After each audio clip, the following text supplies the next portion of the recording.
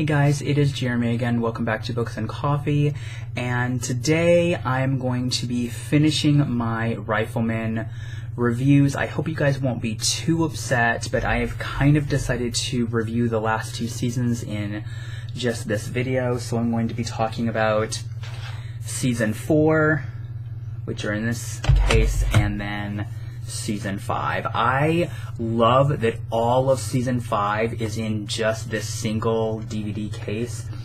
I looked on their website, and you can actually get the Seasons 2, 3, and 4 like this, and if I would have known that when I bought the volume ones, I would have bought them that way, but hopefully if they still hold on there for a little while longer, you know, before they completely get rid of them, I'm hoping they'll stay on there for a little while, so I can hopefully buy them.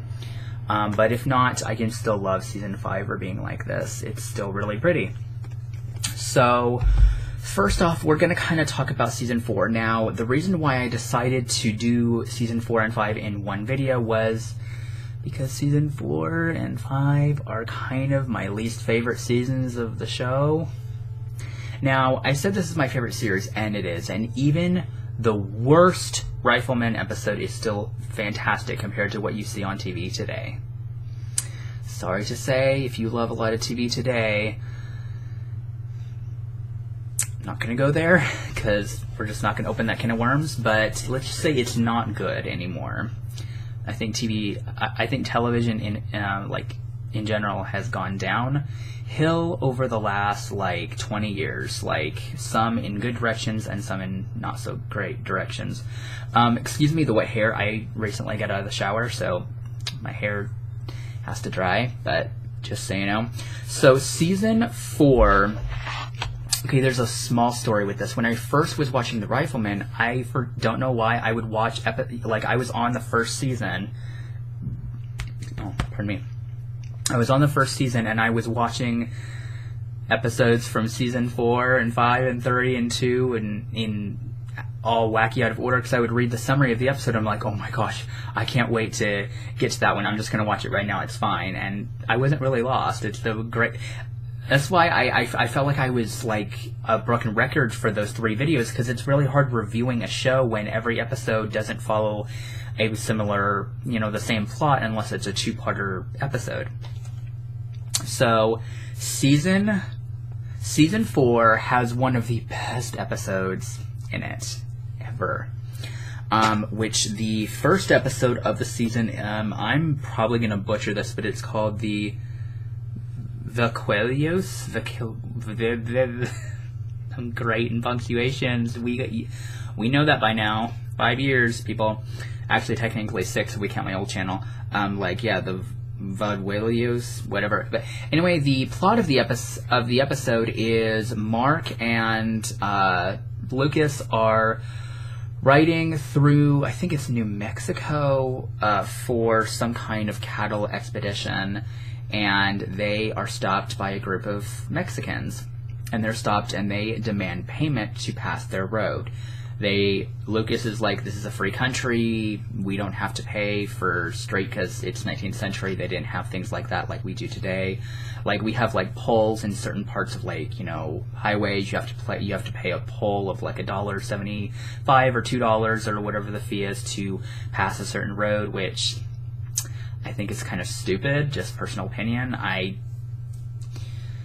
Modern technology and things of the world make no sense to me sometimes, but anyway. They refuse, so they ended up attacking Lucas. They take his rifle, they slam the butt of his rifle into his throat, which I cringe every time I watch that scene, because that just looks so fucking painful.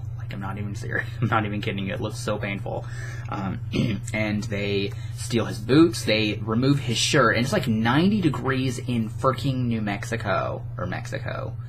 And they kidnap Mark to be sold as a slave. And it's just all kinds of fucked up. And the scene where Mark and Lucas kind of reunite towards the tail end of that episode was just everything to me. Because Mark, through the entire episode, doesn't know if his father is alive or dead.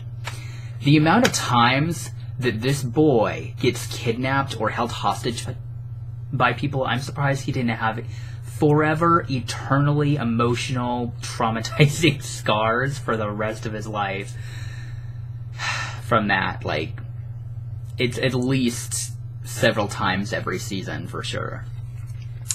And yeah, that's a really great episode. I thought it had a really great storyline, and I fucking loved it. So then we move on to literally my favorite episode of the entire season, and I would even dare say this is probably one of my favorite episodes of the entire show. It is called First Wages, and the episode starts out, Lucas has been gone for a week on either a hunting trip or whatever he had to go. He was gone for a week for something. We're never really told what it was exactly, but he was gone for a week, and so the time that he was gone, Mark was going all over Norfolk asking people if he could have a job somewhere, because he needed a job to buy Lucas this really nice saddle for his birthday, and he didn't want to borrow it from his father. He wanted him to work for it, so this would be a gift from him to his father, not like borrowing money from his father and you're paying for something, so you're in a way getting that money back in some weird gift sense. And Lucas is so frustrated by this because he's been giving him an allowance. He gives him extra money for extra chores he does. He's so frustrated about why Mark has a job, and Mark doesn't tell Lucas why he needs this job, to buy him a birthday present, because that's actually a surprise at the very end of the episode. And so bad shit happens, and this murderous bitch comes along and kidnaps Mark's horse because he was supposed to go and pick up a horse and bring it back for shoeing, and then he goes on a shortcut that Mark was told not to go on because it's very dangerous, and it's like abandoned roads, and the terrain in that particular area wasn't that great, and so he ends up being kidnapped, and then and the ending is just wonderful. So I have too much love in my heart for the show, so I could literally talk to you for days about every episode and how amazing. Let's see.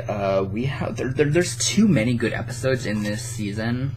Season 4 I thought was a very great season, but Mark really started growing up a lot in this season. A lot. Another really unique episode in this season I found was the episode that is called The Shattered Idol, which is where they were able to actually introduce Mark Twain and have him come into the show, where he was on the stage. I have to say, I've talked about this a little bit. A stage is not like a performing stage. It's kind of like a taxi in a way. You pay typically a large sum of money to take you wherever you permit you need to go. Really, so yeah, and. So the wagon is not cooperating. It a part of it has to be repaired. So they're stuck overnight. They're stuck for a day and a half or something like that. And so we're sitting here going, okay, well, Mark Twain, and Mark is a huge fan of Mark Twain. He's read, I think, at this time, The Adventures of Tom Sawyer, I want to say, was published at that time, and Mark had read it, I'm guessing, several times, and he was just such a big fan. And Mark Twain comes off as not a nice person in this episode, because he recently lost his son, and I'm sure and he actually has a son, in real life that also died. I don't know if it was the same way or not. I don't know. And it was just a really interesting episode, and I thought that was really unique.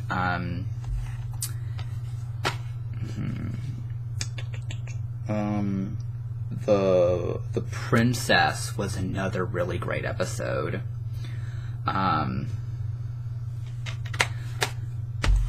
I mean, it's already 10 minutes, so I'm trying not to let this review go, like, really long. Let's see what's in the second part here.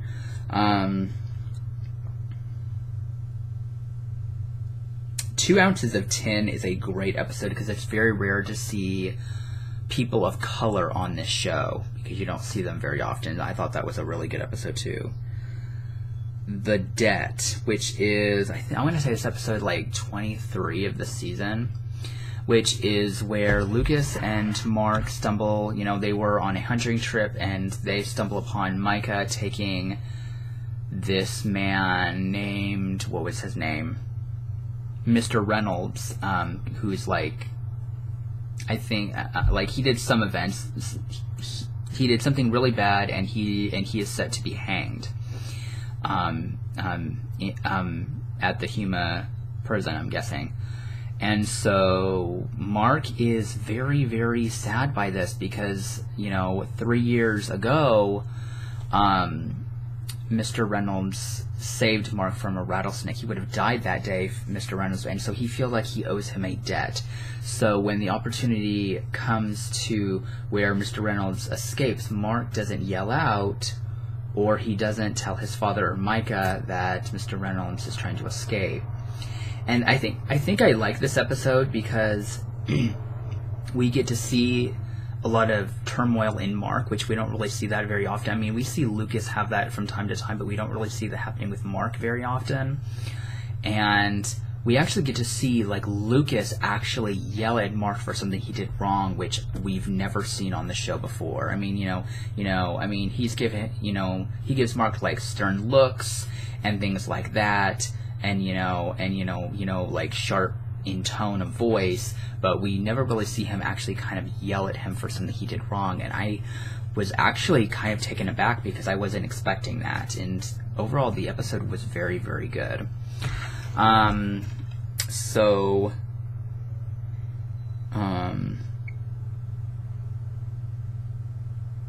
The episode, if I can find it, I guess I can't find it. But we're going to be moving over to Season 5 now. But just know, I really loved Season 4. It's really weird to see Mark look so old. And I think I liked it the same way with the Andy Griffith Show. Like, I like the first 3 seasons where Opie is still really young as well. Because I felt like the storylines with him being younger were better. So now we have Season 5, and the really cool thing about this is it like folds out into this like box, and it folds out like this, and it has the episodes on it. This season opens with a 2-parter, which is called Waste, where let's see, It's been a few weeks since I've seen this season because I started all over recently. I studied it all over for the second, third time, which is where Micah, Lucas, and Mark are all stuck in this supposed ghost town. It's not a ghost town. There's people there that kidnap them all, and so they're basically locked in this abandoned saloon, and Micah is badly wounded and needs a doctor ASAP, and there isn't one for miles. And so the 2-parter, it's really up to Lucas to kind of save them out of this situation, and we get to see Mark really grow up in these 2-parter because we get to see Mark where he's not a little kid anymore. It's a very adult, serious situation. We get to see, Mark actually talk back to his father. We can, and then we also see Lucas actually talk to Lucas. Mark talk to Lucas. Lucas talked to Mark more as a man, and kind of a little bit strict and stern with him, a little bit more than he ever has been. So that was interesting as well. With Season 5, we are introduced to a new character because Season 4, we got to say goodbye to Millie Scott, which was one of my favorite scratch that, she was one of my favorite female characters of the show.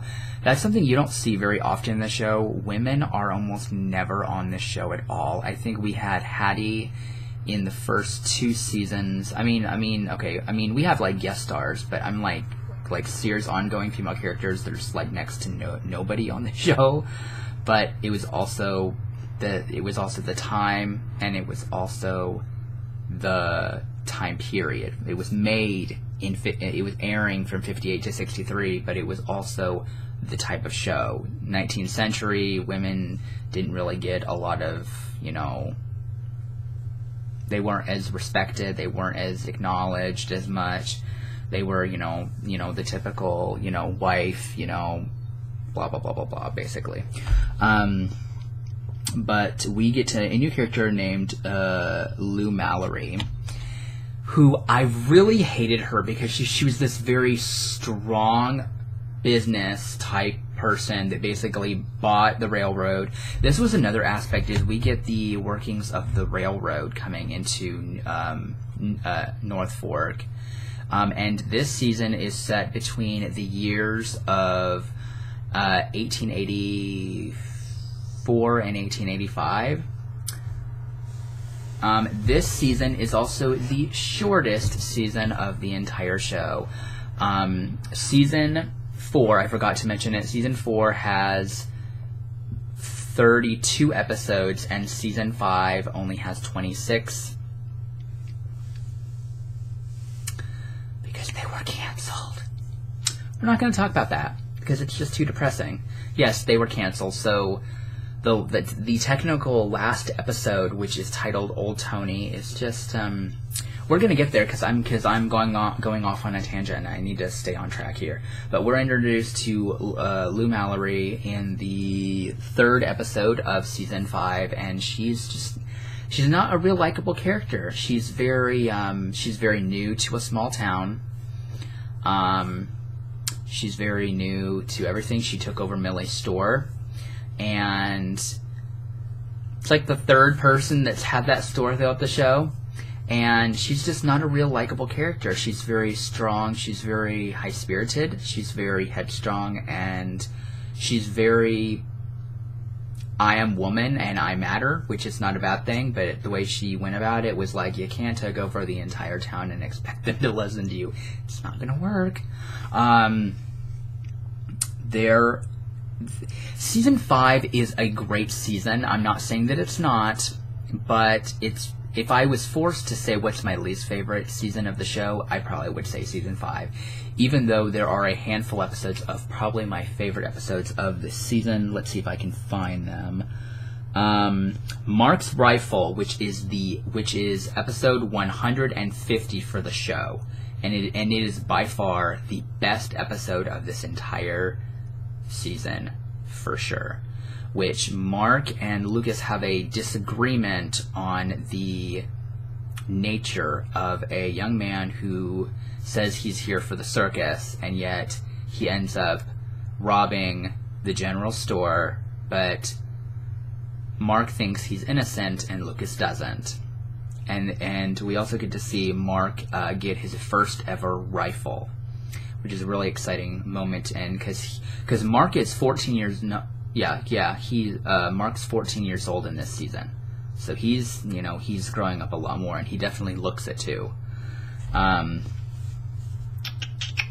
There was Mark's Rifle that I really loved. Gun Shy is a really great episode. This is a episode where a couple of Mark's friends don't believe that Lucas's rifle is all that. They said, oh, it's nothing and everything, and I'm like, no, it's Mark's like, it's great, and this is like, it's not that great. And then Mark gets really angry. He's like, well, I'll show you. And one of his friends is accidentally shot and killed. And so now Mark wants nothing to do with the rifle. He wants nothing to do with his own rifle. He wants nothing to do with his father's rifle. He hates all firearms because a boy died because of his actions. And it's it really weighs on him a lot, and then he ends up having to kind of come to grips with this when a very dangerous man is basically threatened to kill them all at the very end of the episode. So I love that every episode has a it's very deep morally, and I really love that there's always a lesson to kind of be learned at the end of each episode, and I just love that. So that was the second one. Conflict is my third favorite episode of the sun is shining through my window if my face gets like really bright all of a sudden. This is where a cougar almost kills Mark and Lucas misses. He has his rifle and he misses, and he apparently he's like never done that before, and Mark could have died because of it. And he has a lot of turmoil throughout the episode, and so he goes to the gun shop to make sure his rifle's working properly, and then he kind of questions his own actions, that this could have cost Mark his life, and it's just this really kind of big scary thing. So that was another really good one.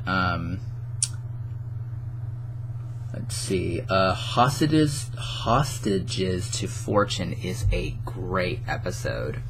It's a kind of Halloween-themed episode in a way. We've never really seen Halloween. We get it like a tiny little bit in that episode.